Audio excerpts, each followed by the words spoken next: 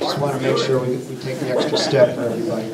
Anyway, I'm going to talk a little bit about policy, about the law of actually whether it's legal or not to place bolts. So really sort of land management policy coming from the DC level all the way down to local land management plans.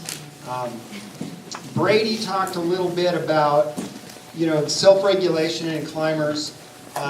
It's my view that after dealing with local land managers and policymakers in DC for the last dozen years, that we're actually kind of nearing the end of self-regulation, and that there's more and more pressure coming from a variety of sources that's going to result in more rules, especially for bolt placement.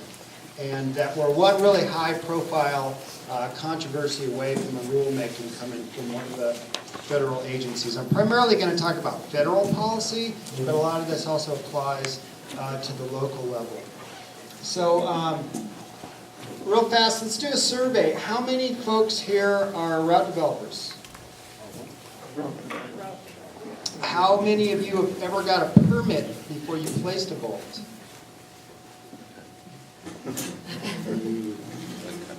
How many of you have only placed a bolt by hand? Only by hand.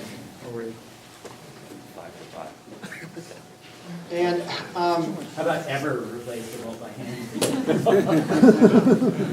So have you guys, those of you that are route developers, have you ever thought about how many bolts you've placed over the lifetime of your plumbing career?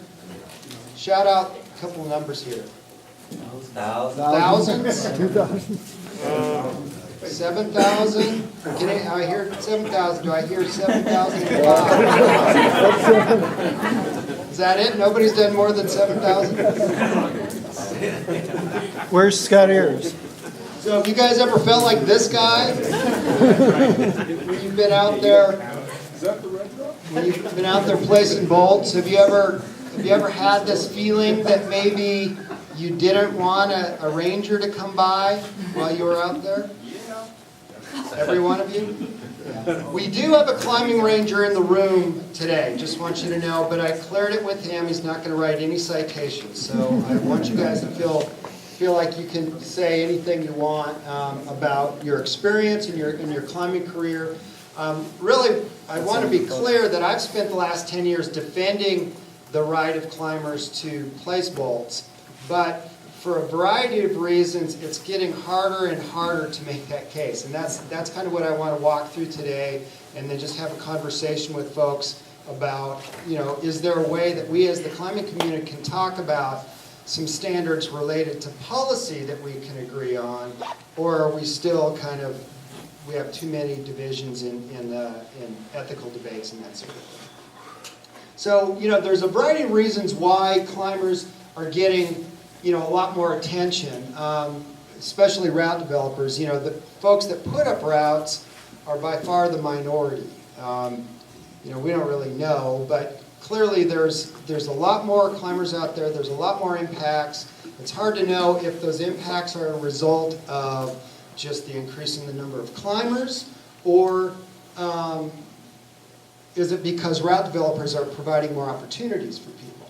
But clearly, land managers are seeing more and more routes go up everywhere, and more we at the Access Fund and local advocates are hearing from these land managers saying, what are you guys doing out there? That's a prohibited activity that you're involved in. You think about sort of the golden age of route development, when you could go out into the woods with your buddies and put up 10, sport climbs on a crag, and no one ever sees them, and it's more, it's harder and harder to keep all of that under the radar, really. And you think about sort of what folks do out there when they're developing crags. A lot of times it turns into an industrial zone, and they've got tool caches, and they've got fixed ropes, and they've built trails without a permit, and a lot of times it's with good intentions so that you can prevent impacts. But you think about what that looks like when a land manager stumbles onto the scene and sees, a pile of shovels and picks and fixed ropes and piles of bolts and permadross hanging you can see why suddenly, they're sort of easily freaked out. But a lot of times it's not the land manager that's really the one that brings the problem to the attention of folks. It's third party. It's hikers that are out there. It's bird watchers. Maybe it's cavers. We've had a whole variety of controversies where it wasn't the land manager that had the problem. It was somebody else that came to the land manager and said, hey, check out what these climbers are doing. Isn't that wrong? You guys ever meet a guy there like on the left when you've been out there climbing? Anybody ever get arrested for placing bolts? That's a good percentage. So you think about what other recreational users have to do. Really, climbers are unique in that they can cause impacts to the public land, but they don't have to get permits, generally speaking. I mean, it's the exception right now where permits are required. I mean, every one of these activities, if you want to build trails for mountain bikes or dirt bikes, you got to get a permit. Even for camping areas, you have to get a permit. Hunters, geocaching, off-highway vehicles, all of those activities are required to go through a public process or get some kind of permit. Generally speaking, that's not so for climbers, even though it's pretty obvious that we cause impacts when we establish routes, right? I mean, it's undeniable. Does anybody here think we don't cause impacts? Well, land managers more and more keep coming to us and saying, hey, what's going on, climbers? Why do you get to do this when everybody else needs to get a permit? Also, climbers can often be their own worst enemies and can bring, unwittingly themselves to the attention of land managers. There'll be bolting wars, right, where you bring your ethical disputes to a land manager. They don't care about style, they care about impacts. And how many of you guys have been involved in bolting wars or been in a community where there's been a bolting war and the factions went to the land manager and said, hey, that guy's doing... Right, there's a lot of that. There's also been unnecessary impacts and just flat-out bonehead behavior in a lot of places. Recently in Joshua Tree in the wilderness area, some route developers chiseled steps into a corridor and grid bolted a crag and came to the, which it was illegal to place bolts at that time. At Cave Rock, you guys are probably familiar with that case. Sacred site, well, climbers had gone in there, they paved the floor and they painted Slayer on the wall. Didn't actually play very well with Native Americans or with land managers. Road 18 Caves up near Bend, some cavers were complaining about climbers there, and climbers had drilled a pop pipe into a boulder right there. And New Halem, there's a lot of cases like this where there's excessive cleaning. In this case, people were stripping huge carpets of moss off boulders so they could go bouldering, and was just kind of over the top. And so, a lot of times it's just really easy for land managers to look at climbers and say, hey, what's up with this? Why did these guys get a special case when everybody else has got to follow a different set of rules? So what I've kind of done here to illustrate the fact that there's been an increasing amount of controversy and restriction, I kind of put together just a timeline about the different areas of fixed anchor management and controversy in the U.S. You guys are going to know a lot more case studies than what I put up here, but I just wanted to kind of run through this so folks understand sort of how this is building and increasingly getting more and more controversial. I mean, back in the day, when after the Wilderness Act, a lot of what's happening now is in designated wilderness areas, as opposed to just general management areas on federal land. Folks generally know the difference between a wilderness area and non-wilderness. Okay. There were a lot of early controversies that were really sort of more ethical in nature, but as we got through the sport climbing revolution and the boom into just climbing popularity, there actually became more and more sort of policy disputes around whether it was legal to bolt or not. Superstition Wilderness near Phoenix was probably one of the first places where they banned bolts. That was actually more because of a social impact. There were climbers up there drilling new routes, but they had their boom box and they were just making a lot of noise, and there was a trail nearby, and the forest supervisor went and banned bolts there. In 93, Joshua Tree banned new bolts in the wilderness. 94 was that high-profile bust of Kurt Smith in Cosgrove on El Cap. That brought a lot of attention to the issue. And then one of the biggest controversies was in the Sawtooths in 1997 when a forest supervisor said, hey, bolts are just flat out illegal in wilderness. They're banned installations under the Wilderness Act, so we're going to ban bolts. And that led to an outcry in the climbing community, because if you thought about, okay, what does that really mean? If we were to apply that rule in every wilderness area, that would have a huge amount of impact across the U.S., right? So the Access Fund appealed that. We actually worked through Congress to force the Forest Service to convene what was called the Negotiated Rulemaking Committee. So this was a committee of advocates from the climbing world, wilderness advocates, but also land managers. They came together to try to carve out or outline what could be a framework for managing the placement of new bolts in designated wilderness areas. We'll kind of get to what that framework looks like a little bit here, but that committee met in 1999 and 2000 and came up with a number of recommendations. They didn't get total consensus because there were a lot of hardcore environmental groups that were also on that negotiated rulemaking committee, otherwise known as NAGREG. But it was about 22 out of 23, 24 interest groups agreed on this general framework that I'll get to here in a second. In 2000, Joshua Tree actually did come up with they authorized the placement of new fixed anchors with a permit. They just never came up with a permit process. So there was a de facto ban until just recently in RD. I think probably we'll have more information on the specifics of that. Isn't that right? They just came up with that. They set up the system, yeah. Nobody's used it. But it's been about 10 years. And then in 2000, Rocky Mountain National Park, at that time it was backcountry, since been designated wilderness, has the same effect legally. They came up with a management plan for fixed anchors that we still point to today as a model plan, which basically says can't use power drills, bolts ought to be a tool of last resort, but you can use fixed anchors to connect otherwise naturally protected terrain. So those are sort of the buzzwords that we've been trying to push as appropriate policy for other areas. And in fact, you guys that climb there know that there's a ton of climbing in Rocky Mountain National Park, and by and large, that policy has been pretty effective. I mean, we've said, especially in places where it's not sandstone, if you just enforce the hand drill rule, you're not going to get this huge proliferation of bolts. Okay. 2001, the BLM actually tried to do a rulemaking that would govern fixed anchors, and that whole thing crashed and burned and never came to anything.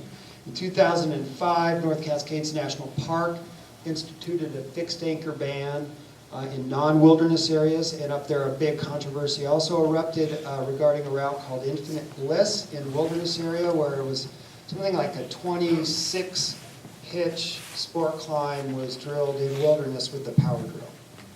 And so there are a lot of pissed off wilderness advocates and land managers kind of saying, okay, what do we do now? We've got literally hundreds and hundreds of illegal bolts on this route. Well, nothing ever really happened with that because they thought in 2005 that the Forest Service was about to come up with a national policy, and we're still waiting for the Forest Service to do that. But they left the route in. What's that? The route was left. Yeah, the route's still there. Yeah. In 2005 also was the only case that I'm aware of where the government tried to prosecute somebody that had placed a bolt. Scott McNamara right here is an attorney from Tucson. He helped us with this case. We defended a climber that had gone, he was actually a guide on his time off, had gone into a wilderness area and placed bolts by hand.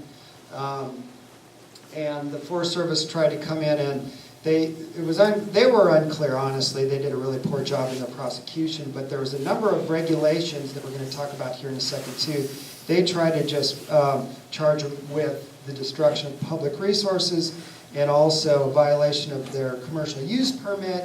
But in court, they did such a bad job of presenting their case that the judge basically on Scott's motion dismissed the case. So while it's the only case that we know of in federal court where they actually looked at the question of whether or not bolts are legal or not, they never actually got to that specific question because they just threw it out on its face.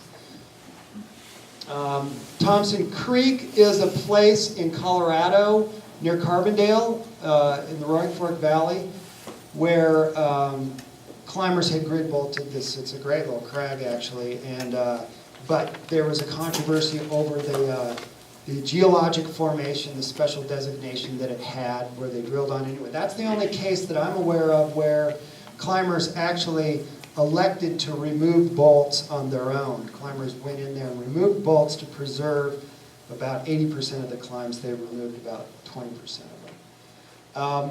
You all have heard about the Delicate Arch controversy in 2006. That resulted in a park-wide bolting ban. Finally, in 2007, the BLM did come up with what's called an instruction memo that did authorize fixed anchors in the wilderness. I've got a picture of that I'm going to bring up, and that will show you sort of what the elements of that policy looks like. 2007, Zion National Park, actually, they came up with the Backcountry Management Plan. Along with Rocky Mountain, Zion is the other one that we keep pointing to as a model plan that other parks could use, because basically what they said there was, we're not going to actively manage bolts. We're going to let climbers keep placing bolts without a power drill, but we're going to monitor those bolts, and if there's a problem in the future, we might have to go in and have more active management. You guys may know there's been a bolting ban here at Red Rocks since the 80s, really, since it was a wilderness study area. Kind of an odd quirk of law. Wilderness study areas on BLM land, bolts are banned whether or not you place them by hand, but when it becomes designated, you can place bolts by hand in designated wilderness on BLM lands. Well, they just never took down the signs here at Red Rocks when it became designated in 2002. So they've had this bolting ban that we've always said was not appropriate because they didn't go through a formal process to justify why they continued that ban. But we decided, hey, we'll just keep working with the BLM, and instead of fighting them, we'll try to proactively cooperate with them and come up with a good policy. Well, the proposal they came up with in 2008 was a draft wilderness plan, and it was just such a convoluted, unworkable, multi-tiered permit process with all these arbitrary numbers and zones that no climber was going to come to the table and sit down and work through that process. Meanwhile, there's tons of non-compliance going on in Red Rocks right now, and new sport routes going up, every week, and BLM knows about it, and it's just not a good situation. But currently, right now, you may have heard that they're going to try again and come up with a new plan. They're going to amend their current resource management plan just on the question of fixed anchors in designated wilderness, and so we're right in the middle of that process right now. Last year down at Christmas Tree Pass, anybody climbed down there? It's down near Lake Mead, south of here, beautiful sort of Joshua Trees style area that's had climbing since the 70s. Well, land manager down there proposed to remove all the bolts, and he didn't know at the time there's actually hundreds of bolts placed down there, so we had to go meet with them a number of times, and they're revising that plan now, but it's still we're still unsure what alternative they're going to look at. Also last year, the Park Service came up with their draft wilderness policy for fixed anchors in wilderness that looks a lot like that BLM instruction memo, and I'm going to get to that here in a second as well. Also last year, there's been controversies at the New River Gorge, at Capitol Reef with citations, and you can see, I coded the more restrictive events in red. You can just see that there's been an increasing amount of restrictions around the country, and we're sort of at a place now where we can face up to it as the climbing community, or we can just sit back and, like I said, let policymakers in DC come up with some policy that governs our privileges to go and place anchors, not only in wilderness, but in non-wilderness areas. So the reason why it's gotten so, well, let's go through this first. This is the BLM policy that came out of the negotiated rulemaking committee. Basically, the elements, I just want to talk about a little bit here. The elements are,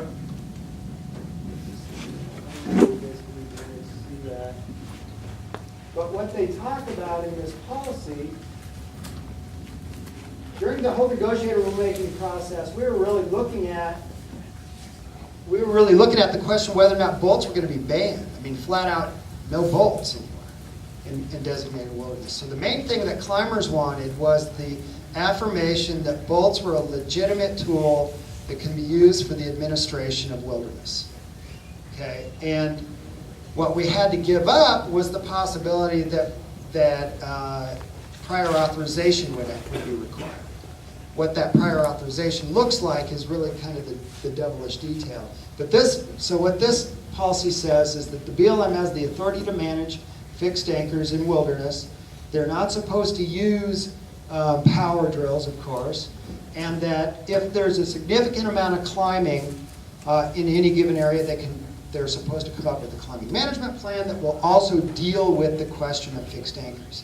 So when they came up with this policy in 2007, also to be clear, BLM wilderness, we're really just talking about Red Rocks here. That's like 98% of BLM designated wilderness. There's some stuff down around Tucson, Baba Kuvari, and Southern California that's designated wilderness, but almost all of the BLM, this policy just applies really to Red Rocks. And so what they are saying is, all right, if you're going to have a prior authorization requirement, what does that look like? Right? Does that mean that every bolt has to be approved? Or can you authorize it through a management plan on what we're calling a programmatic level? That's really what the Access Fund has been advocating. We've been saying, okay, we can see how a land manager might say, especially in a sensitive place like a wilderness area, that they would require prior authorization before you could place new bolts. But it's just not practical to think that you can do that on a case-by-case basis. I mean, no one really thinks that climbers are going to, especially if there's this high level of noncompliance going on right now in the wilderness area, that they're going to come to the table and apply on a case-by-case, even bolt-by-bolt permit. So what we've said is, let's do this programmatically. We can provide authorization for new fixed anchor placements programmatically through a plan. So the plan can say, hey, we looked at Red Rocks and we've got these 3 different zones, and we're going to say that the zone 1 has been cleared for any sensitive concerns. So we're going to programmatically authorize the placement of new anchors in that type of zone, so long as climbers follow a basic set of standards, like they got to place it by hand, no bolt intensive climbs, you can't do sport climbs in a wilderness anyway. And but in sensitive areas, maybe they could come in and do that on a case-by-case area. So maybe there's some potential social issues, like it's near a trail, or maybe there's some nesting birds part of the year, or something like that. So that's kind of the general framework that we've said, hey, if you're going to require prior authorization, let's first look at programmatic authorizations by zone, and then if we have to do on a case-by-case basis, so be it, but only in areas where there is a resource-based justification for doing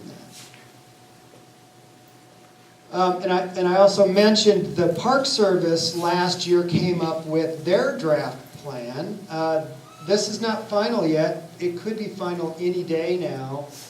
It's been over a year and a half since it closed for public comment. But basically, the framework of the proposed Park Service rule looks a lot like what I just described for the BLM rule. It just says that bolts are a legitimate tool in wilderness. They should be rare, and that sport climbs are inappropriate in wilderness. and that park rangers could, if there's a lot of climbing in their park, they could develop these permit processes through a climbing management plan.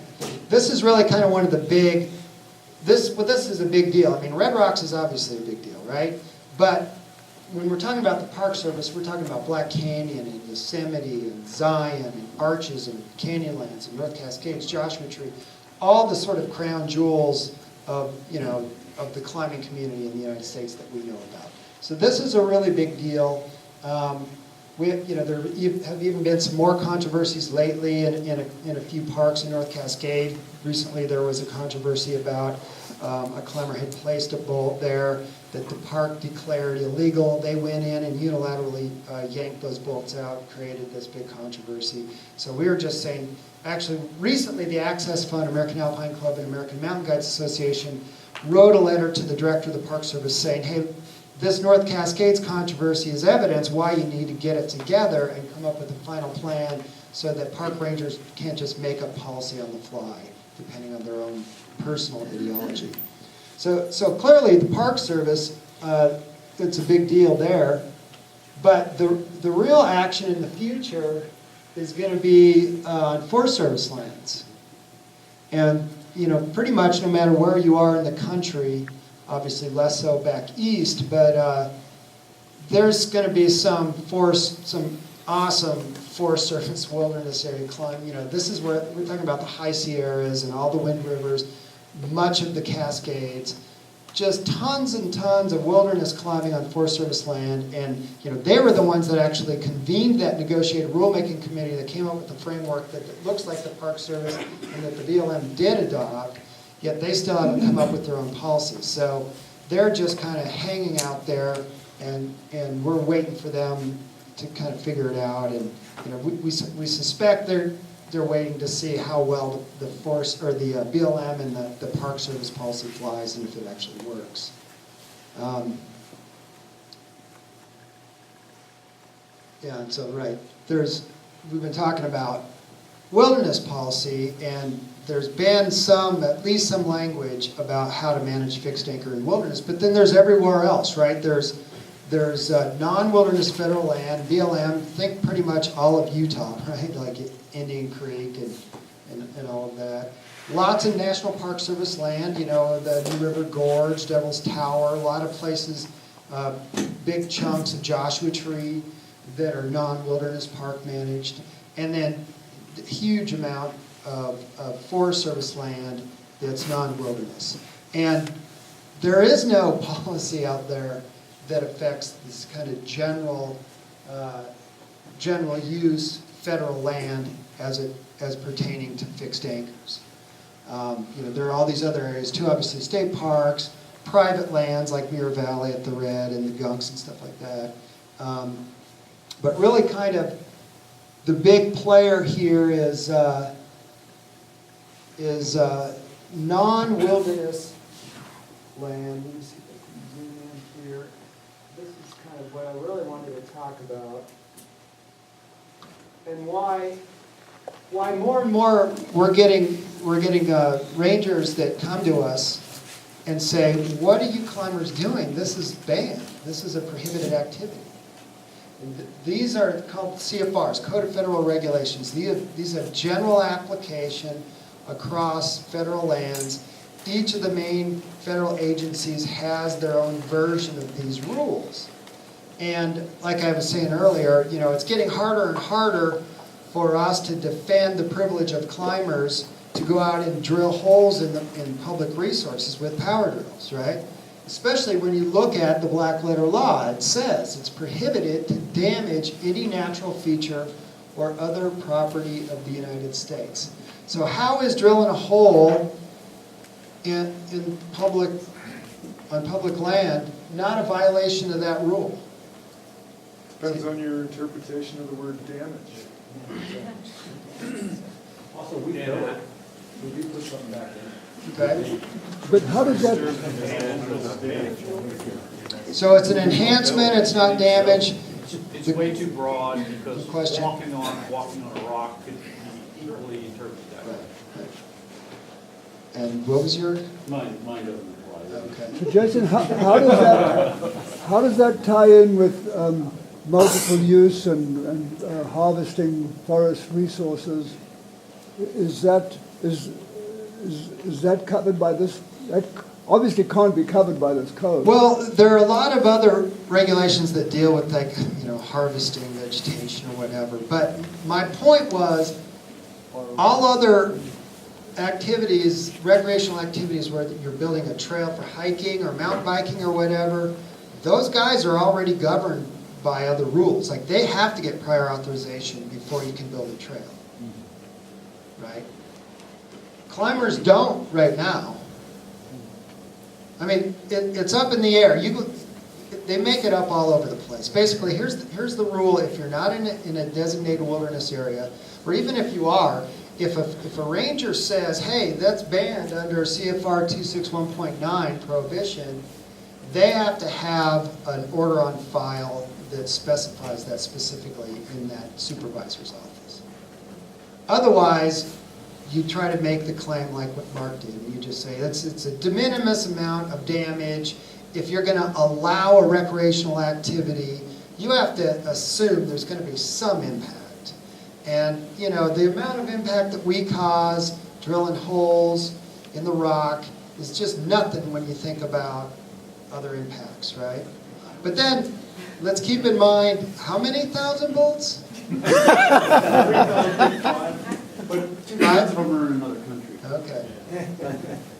I think it's the collateral impact too that we have to look at. It's not just you drill a hole and you put in a bolt, but it's the trail to get there, it's the parking, it's the denuding of the vegetation, it's trees that get cut because they're inconveniently placed. Processing about the bolts. It's birds that are displaced, Trundling. The citations though are about bolts. And, Oh, no, for sure. So the collateral damage is there, but, I'm just talking in terms of impact, as a person, I've put hundreds and hundreds of volts in, I draw crowds all the time. These are things that we consider. I'm on city land predominantly, Right. and no one governs it. It's just like a small group of guys that does it. We've been doing it for over a decade. And What's but those what's are also things to consider. what's also interesting is that there have been studies. How many people here know Eric Murdoch from? Spent a lot of time at Joshua Tree. He did his PhD dissertation on bolts in Joshua Tree, basically trying to analyze, do bolts attract climbers, or how does this really work? How does the impact, what's the use pattern here? And actually his finding was, the bolts aren't the first indicator, it's star rating in a guidebook and proximity to your car. And then bolts come later. Hello everybody, my name is Kevin Daniels, and for the last 20 years I've been selling these bolts and talking to people every day about all of these issues, and we're talking about a lot of bolts.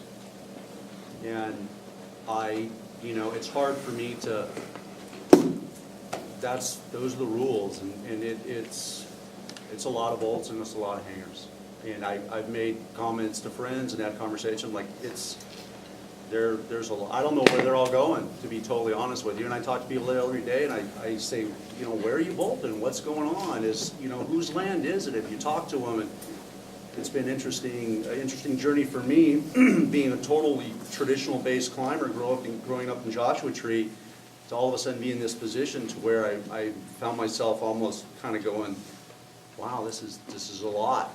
So I'm glad we're all here talking about these things. A pusher with a conscience. Yeah, they've been.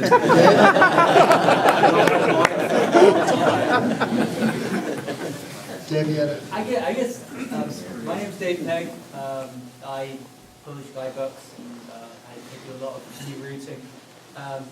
But I think part of the conversation is, do we want people to recreate on public land? We have this thing called wilderness, which is especially protected lands.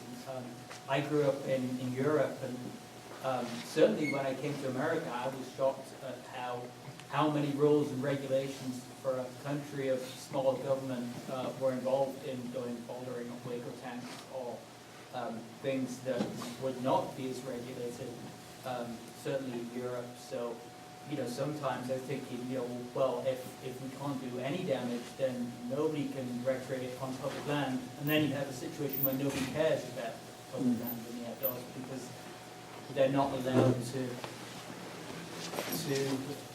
engage in it. They're almost regulated out of public lands. So, yeah, I just wanted to throw that out. Sam? Jason, do you think the reason we've gotten away with it, so to speak, while all these other public lands user groups are having to do things, is it simply because bolts are small and not that noticed? Is that it? Because, as we're all pointing out, as we all know, we put in a lot of them, they're out there. We all feel have been climbing in a while, we feel like there's a lot of climbers now. Maybe there's not relative to the number of mountain bikers, but seems like there are. Why is it we've gone so long? Why is it that we still don't have a generic rule across all the public land? Because it would seem like it should have happened in the late 80s with sport climbing, when the sport climbing revolution happened. What do you think? What do you think? I think it's because we don't get noticed. I think bolts are small. I think if you disguise your bolts, if you disguise your anchors. I tell this story. I sat on Aeolian Tower, the third pitch of Aeolian Tower, as a group of 6 ATVers came up to the bottom of it, and they didn't know I could clearly hear them, but in the desert, the sound just travels. They sat there and discussed what I was doing and how I was doing it. I was soloing the tower. And they discussed how I did it, and then how was I going to get down. And there was a discussion, and the woman in the group said, I think he doubles a rope up in something, and if he slides down both sides of the rope, he could pull one side and come down. He just has to do, I was like amazed that she thought this up. and so anyway, then one of the guys goes, no, that's not possible. Sitting on ATVs, that's not possible because he'd have to leave something up there, and the government would never let him leave something up there. Okay? So this is the group that we, I think, kind of put in that position of that's the devil's group, and we're the clean group over here as climbers. They're looking at us, this group's looking at us going, no, they can never get away with that. It must be because it's hard to notice. And we know, you and I, from dealing with the Arches group, that anything that was disguised, the Park Service didn't even acknowledge, even though there were books that had it in it. They didn't even really acknowledge that anything was there because they couldn't see it.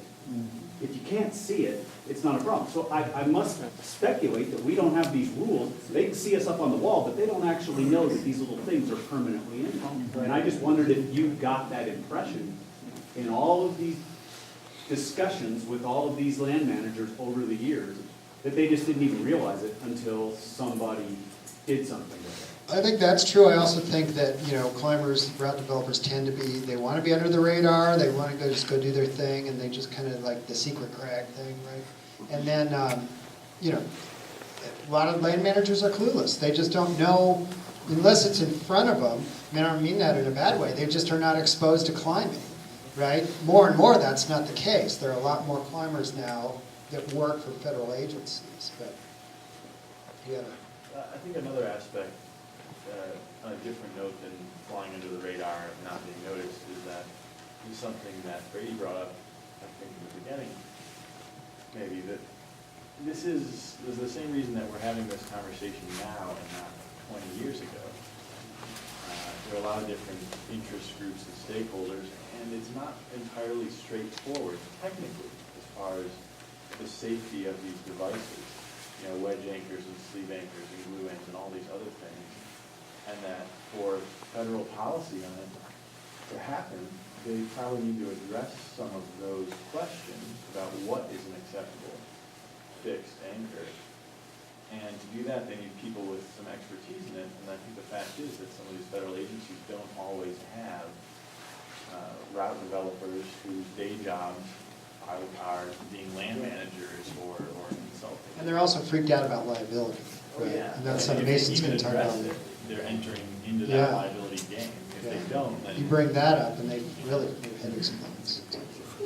I think it's also a really small user group compared to things like ATVers and drilling oil and all this sort of stuff going on BLM land. It's such a small user group and not very you're not creating as much damage as other groups, so you're off the radar, so to Right. speak. Talking with BLM guys, that's sort of the impression I got. Yeah, I mean, it's out of sight, out of mind. As long as the federal government doesn't have to deal with it, it's all of those things. It's liability, it's not having the people, the time, or the expertise to deal with it. So they're aware that it goes on, but as long as they don't have to deal with it, they're better. They got The other less, stuff the to less do. they hear from you, the Right. better.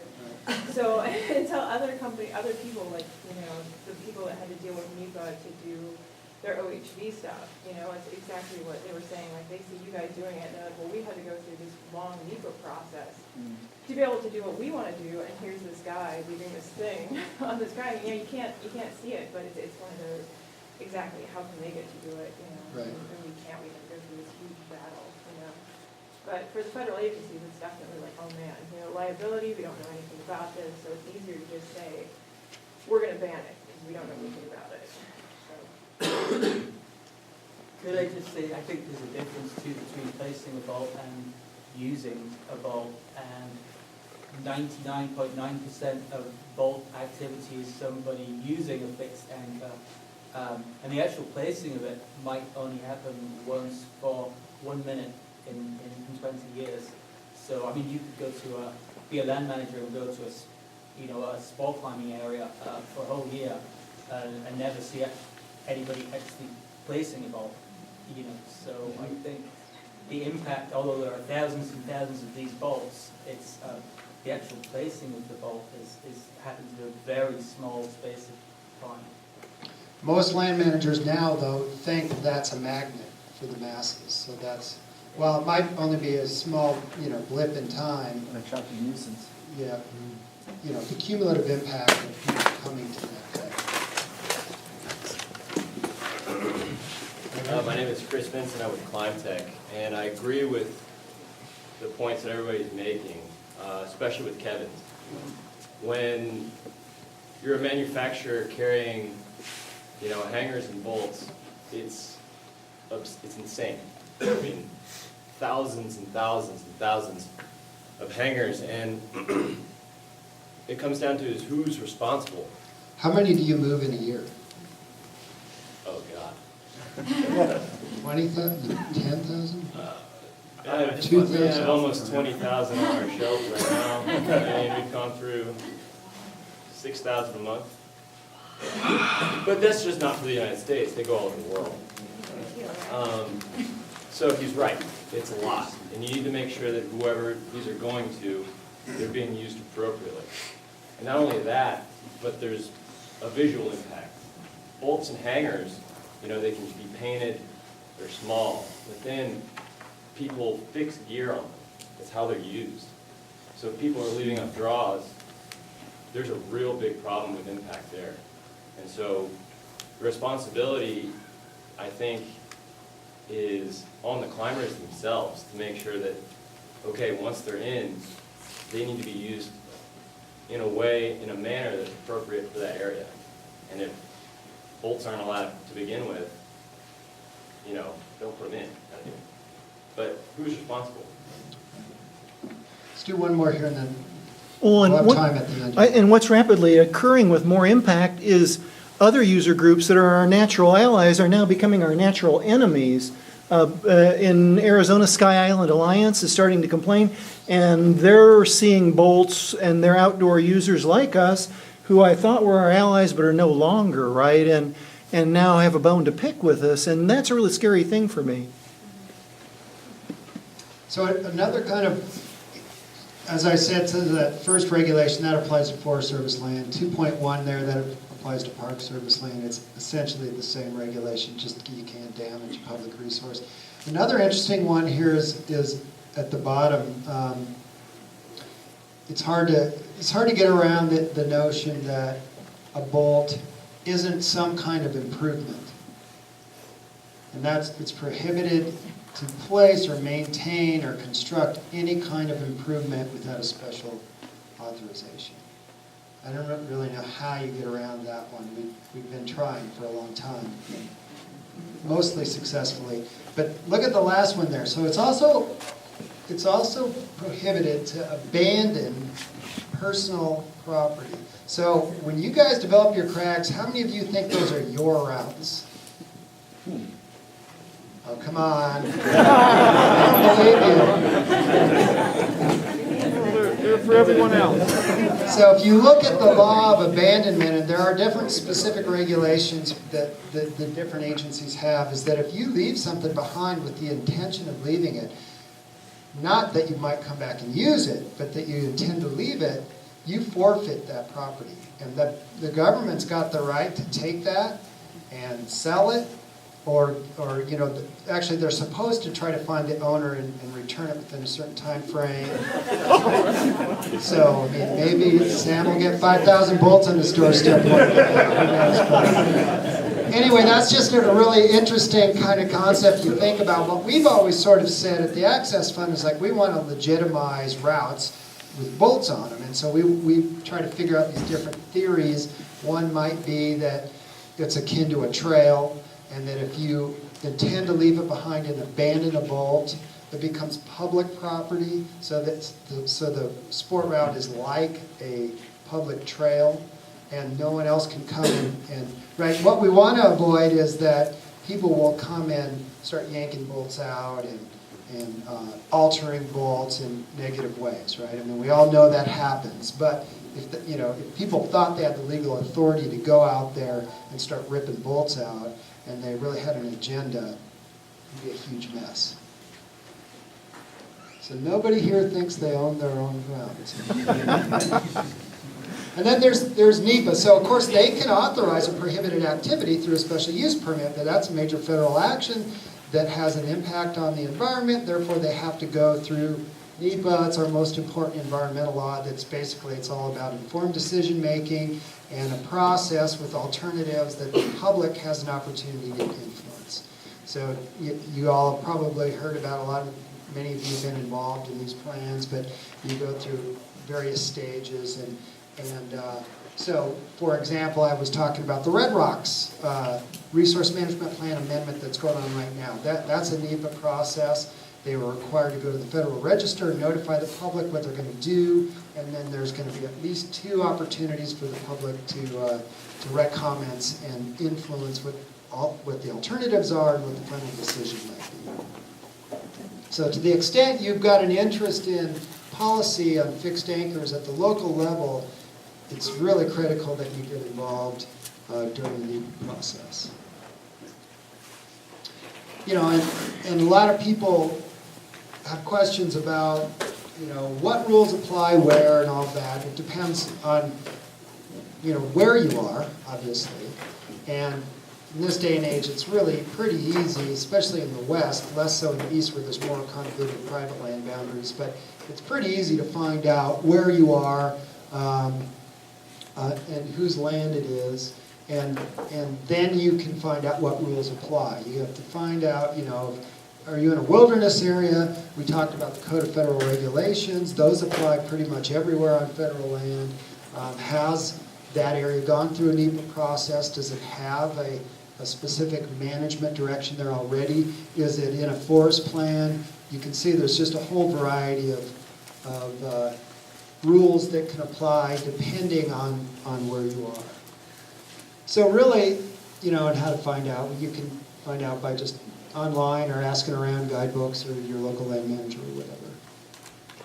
So, you know, this all really kind of goes back to the concept of permission or forgiveness, right? We've been working on the forgiveness model since the sport climbing age started, pretty much, right? There's the exceptions require permission. But I just feel like we're at this tipping point where we can just sit back and, you know, wait for that controversial thing to happen that's going to cause policymakers to promulgate a new regulation that affects us, or we can be more proactive about what we would like that regulation to look like. For me, you might not be convinced, but I'm convinced that the self-regulation concept is, you know, the days are numbered. And, you know, we can pretend that, you know, we want to ignore that because we got one more route we want to do or one more crag we want to do, but we don't know when this is going to happen. The way it would go down is they would just institute a ban, pending a rule, right? So I've always, well, not always, but I'm increasingly thinking that if we could get the climbing community together on the same page, come up with the concept, we wouldn't have to be this guy running, that's running around, still thinks he's under the radar, even though more and more everybody knows what's going on out there. Who says that's not a woman? That's a park ranger, actually.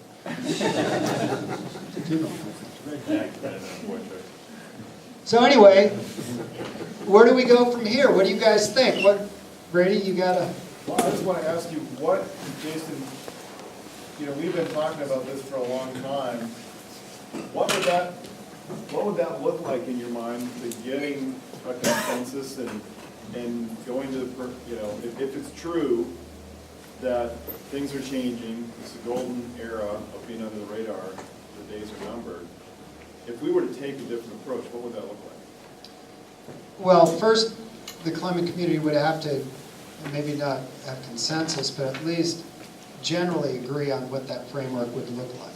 And so, I mean, that could be a whole range of it could be very similar to what we were talking about earlier about the BLM policy for programmatic authorizations.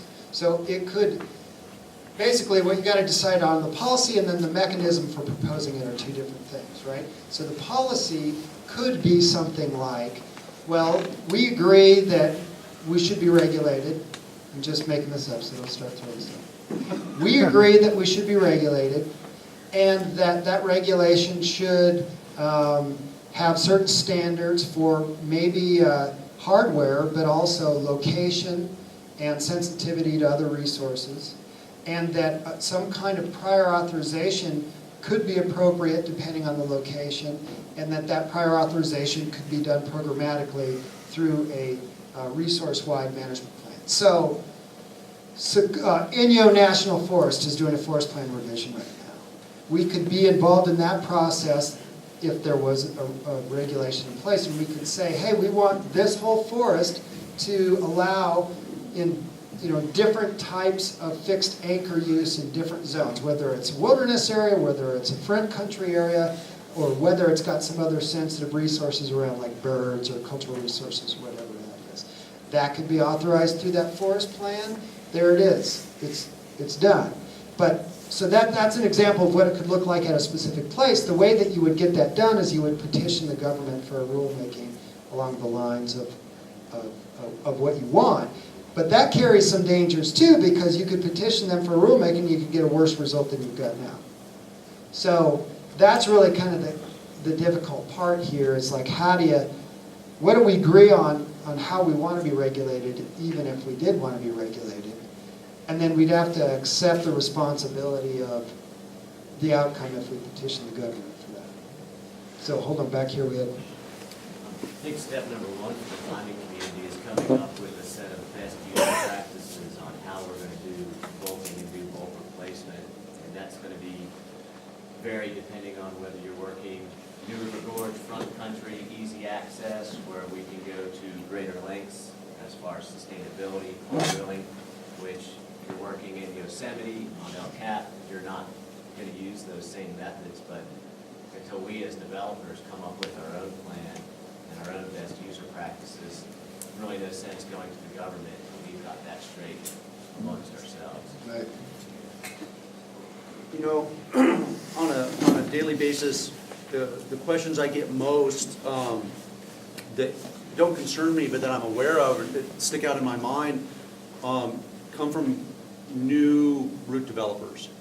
And there's a ton of guys out there that aren't in this room and have no idea what's going on. They want to develop Most routes. of them are guys, by the way. I've got to respect that desire, and I can totally appreciate it. A good portion of them don't seem like they went through a mentor-type process, which was mine. I remember I wanted to put my first route, and I agonized over it for a couple weeks because I didn't want to mess it up. And so through a process of elimination, finally somebody said, dude, you got to just at least start. So that said, the general, a lot of those guys, they're going to go do this.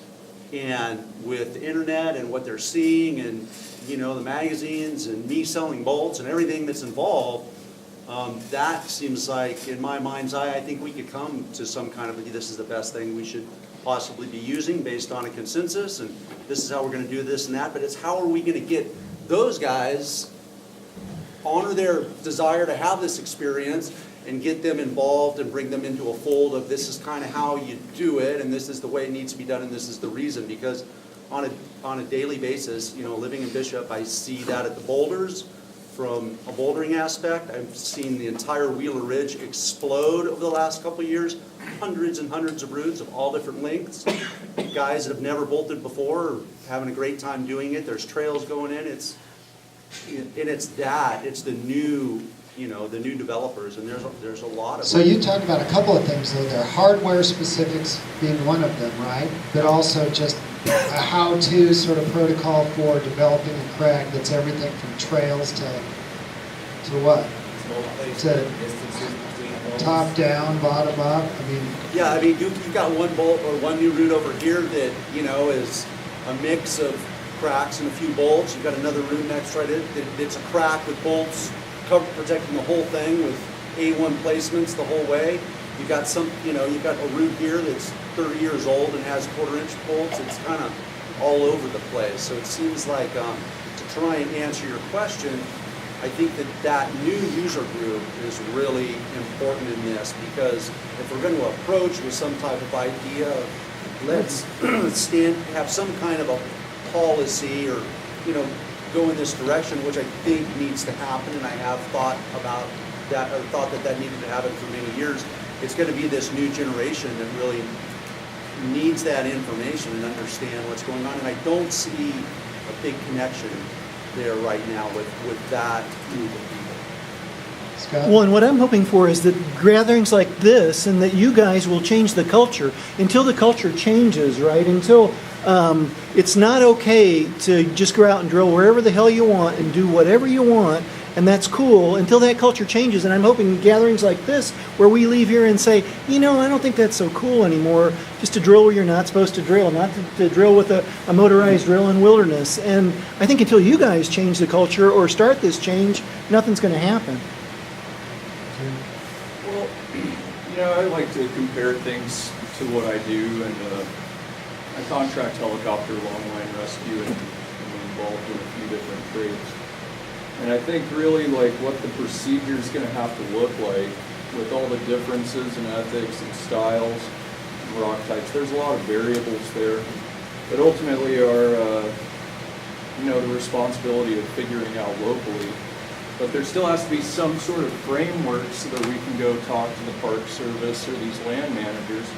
And so that bigger blanket procedure should actually just outline a management structure for how we control our documents, how we make these decisions, how we establish and enforce these decisions, and then how we determine like competence with our route developers. So it's really going to have to be similar. Like with my business, I've got a set of, you know, a safety management procedure, which is a big blanket company-wide set of thresholds regarding safety. And then after that, I have to establish a regional procedure. Let's say we're doing work in California. We have a different set of OSHA guidelines with Cal OSHA. And then we have, you know, site-specific or client-specific safety procedures that we have to do. So then we integrate it with that on another level. And then, you know, there's just a series of documents that work their way down until you have a field-level document, and that's how you prove your competence within your base. So a lot of that's just going to be oversight for what you guys, how you guide, you know, local organizations to do their job and start being responsible. And like any sort of a CFR, just kind of needs to not restrict, but outline the management system for how we actually implement these things. Sam? I think it would be nice if you listed a whole bunch of things there that would have to go into a government policy. And those things are going to be very restricted, or very, not restricted, but set according to the area. You can't come up with a blanket that's going to fit for the whole country for most of it. But there is one thing that I feel like we, as a group here, could come to an agreement on, perhaps even this weekend, and you guys could come to, and that is what was talked about previously, in that we come up with what we believe is an accepted standard for the lifetime of a bolt, what that bolt should, how long a bolt should last, and the minimal amount of force it should take. It doesn't have to say, okay, you've got to use glue. Okay, you can do anything you want. You can do 1/4-inch non-stainless steel. But we should come up with something, I believe, here, because we've now got ourselves together and we're a pretty big group, even if there's hundreds of other guys out there putting up roofs. There's a bunch of responsible people putting up roofs here. It would be nice if we could come to an agreement of a basic standard that should be met in a lifetime of a bolt on public land. That's one thing that then you could say, this is what the government should endorse. And if the Access Fund endorsed it, and the Alpine Club endorsed it, and the American Mountain Guides Association endorsed it, and we as a group endorsed that thing, you would kind of in about 5 years be uncool if you weren't doing up to that level or beyond. So you think it all starts with the hardware specifications? I think here at least, it starts with the hardware, and you guys, I mean, let's face it, you have more, you personally. Point at me, point at RD. No, RD's number 2. You personally have more time talking with government officials on behalf of climate than probably anyone in the world. So for us to sit there and say, well, you should do this and this and this, you're going to know how to, by the way, for those who don't know it, Jason is also, nose in the day, 5'12", 5'13" sport climber, top of Mont Blanc. He's a climber climber. He's a climber's climber as well. So he understands what it is we do. When he goes and talks to him, he's got the lawyer hat on, but he's got the climber tights on too.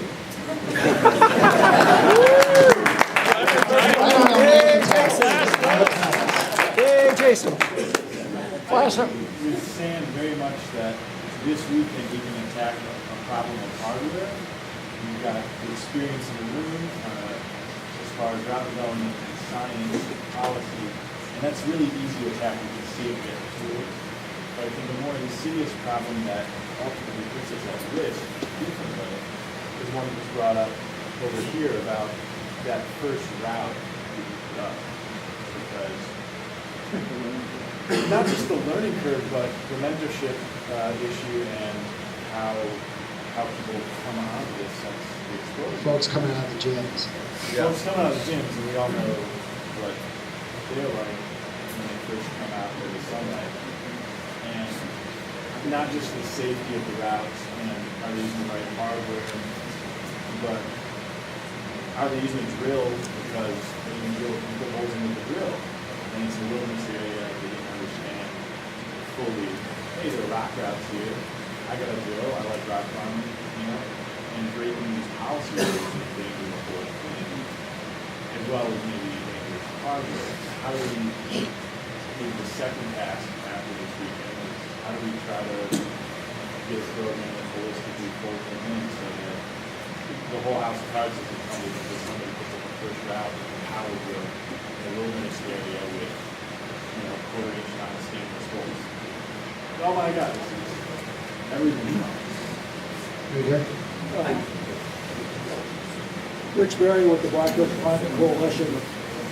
Really a question that I think is separate from the hardware question, but is going to lead into this afternoon to some degree. How do our local land managers influence national policy? And how do we influence our local land managers? I think are potentially key questions in how we get. And maybe you have some sense of how local land managers influence national policy. Well, anytime a federal rulemaking is considered, they always go to the field to get input from local land managers. So they've got a key role, and most agencies also have their experts in various working groups on different subject matter.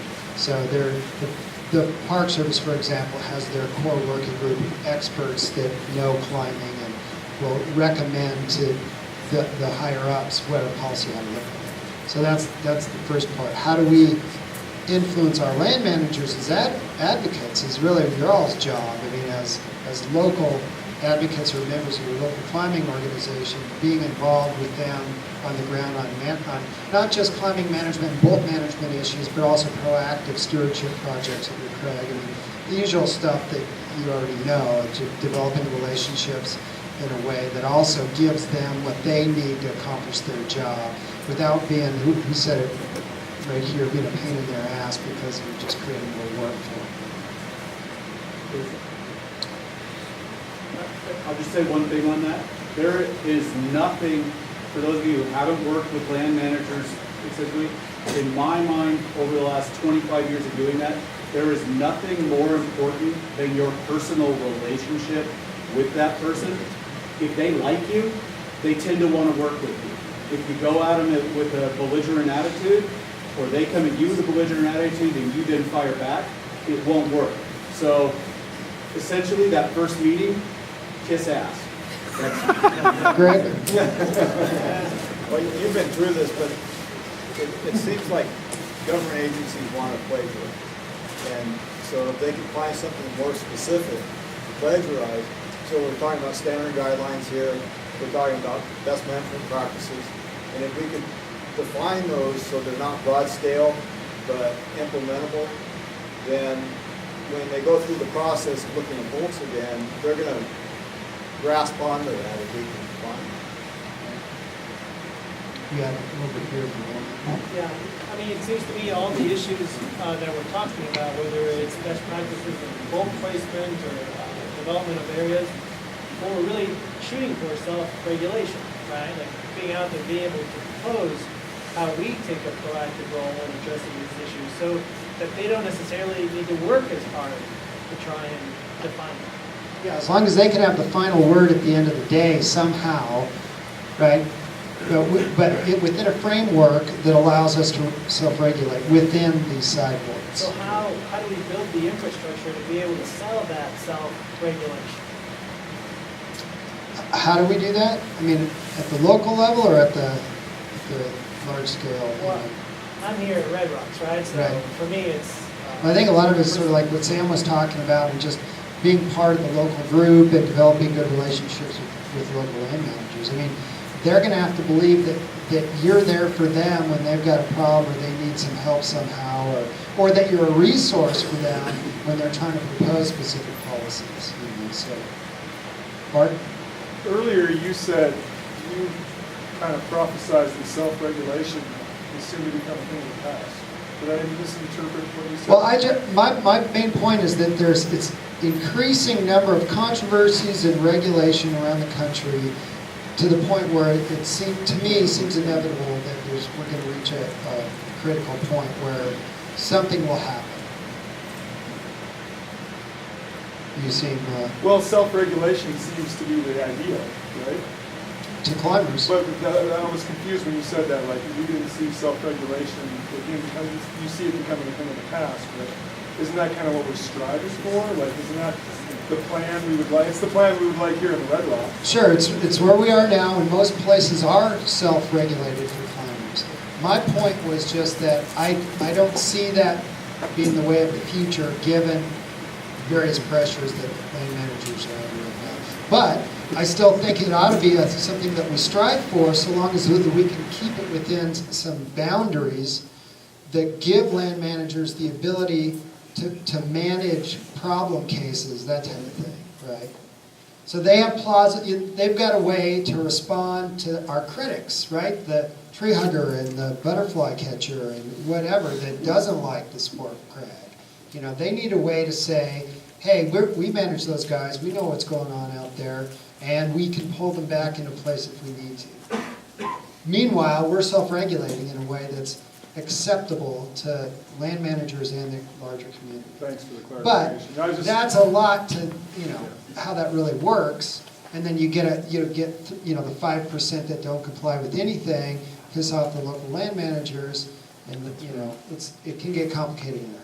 Let's do a couple, maybe 2 more questions. I know RD wants to get moving on. You right here. So, I mean, what Sam's saying is right. That's the first step for sure. You want to get to know, establish a relationship with your land manager. So that you're the person, because they're, you know, honestly, they don't know anything. I mean, you guys are the experts, they're not. They don't know anything about this thing, right? So once you develop that relationship, they're terrified, right? Because this is scary, people can die, and they have to regulate it. So if you develop a good relationship with them, you're going to be that person that they go to because they need their hand held, you know? So you're going to be self-regulating in a way that you develop these regulations, and those regulations are going to be what's working in policy. Because they're going to go to you guys as the experts as long as you have a good relationship set up. So that's kind of self-regulating. But basically, you're getting what you want put into the policy as long as you have that solid relationship already established. Because if you have a bad relationship with the land manager, they're going to go to the other guys that are saying, oh no, this is horrible and scary and you don't want this to happen. And they're going to be like, oh really? Really? Oh God, that sounds horrible. Yeah, we need to have something more strict in place. Whereas if you're saying, no, it's fine, look at all this science and look at all these other things and it's great, they're going to be like, oh, okay, well this looks good, let's put that in place. You know, I can sell this to my boss. Yeah, exactly. It passes the red face test, you know. They're able to base their decisions on best available science. Let's do one more here that somebody that hasn't commented, or maybe Misty. Well, I just wanted to say that I think the thing has tipped. It's not at a tipping point. I think we all realize that. And I think we're talking about we need to keep a balance. The kind of regulation that's going to happen is a much more assertive, aggressive regulation with policing and with restraint and with not just letting people do what they want, which is what we've had in the past. So I don't think that self-regulation has worked. We need a whole different kind of self-regulation, which is not as comfortable as it used to be. That's what we've been reluctant to move into, but what we're going to have to bite the bullet on. And we've got to have that. But to balance it out, I think we've got to be careful, because I think we also have a civil rights thing here, where a lot of the reasons that we want to go into the outdoors is because simply it's public land and we have a right to be there. And sometimes the regulations assume that we don't have a right, that our climbing is actually a negative kind of thing. And just like women and black people and Hispanics, we're going to probably have to fight at the civil level just to establish that, you know, although we are going to give up some of our freedom to meet the new environmental and impact standards, we're not going to kind of just get steamrolled. Better call them the lawyers then. Huh? Anyway, we're going to move on now. Brady's going to say 3 things, and I got an announcement that we're taking. Okay, Brady, and just as a last point, this is just the first part of this conversation. We're not going to agree to anything today. We can talk some more about this, but really our intention here is just to bring up this kind of question about self-regulation and if there's even a chance that as a community we can move towards some kind of agreement on what we do in the future. Just a few observations. One is there's a generation of climbers that isn't very well represented in this room right now. And so, you know, we in some ways we self-selected. The people who took time out of their lives to show up, or maybe have a little bit, are going to think about this whole concept of things changing and self-regulation differently than the people maybe that didn't show up. And we made an effort. Specifically, Joe Kinder, I don't know where he is, but he's somebody who's a part of a different generation. He's unlike a lot of people, he's not afraid to put it out there that he's drilling holes in the rock, and it's become kind of a big part of his identity. And we weren't able to get him, but I think we need to reach out and engage with some people maybe who are still really eager and hungry to put their roots up, and they may have a different perspective on this, because a lot of us got into this sport because of the absolute freedom that, for instance, that you two enjoyed when you were up. Nobody was in your business telling you where to put a boulder, how to do it, and I'm sure that had great appeal. And I bet if you think about putting up some of those routes under a different regulatory environment, it probably isn't as appealing. And it would have been a very different experience. And so I think we have to acknowledge that, and that's why we at the Access Fund are a little reticent on getting too far ahead on this thing. And that's why it's important that we have support, from a lot of people and a discussion about this. The last thing I want to say right now is that it seems to me that we're talking about self-regulation, and what we mean by self-regulation, there's a lot of different ways that could be. You know, self-regulation on the one hand is going out in the wilderness and doing whatever you want and just regulating yourself. And then there's other ways of doing that. And Steve Mulhauser, who's here and works in El Dorado State Park in Colorado, and is a really important part of a great implementation of self-regulation in the climbing community, where there's a fixed hardware review system, and the climbers go through a process that they manage, and when there's either a new route going up or if something needs to be replaced, and then that gets presented to the park. And just a few weeks ago, we were all walking the site discussing how to manage a top rope site, and if fixed anchors were appropriate there or not. And so if you're interested to learn more about how that works and talk to someone from the land management perspective, I would encourage you to reach out to Steve, who came out here to participate in this. So thanks, Jason, for a great presentation.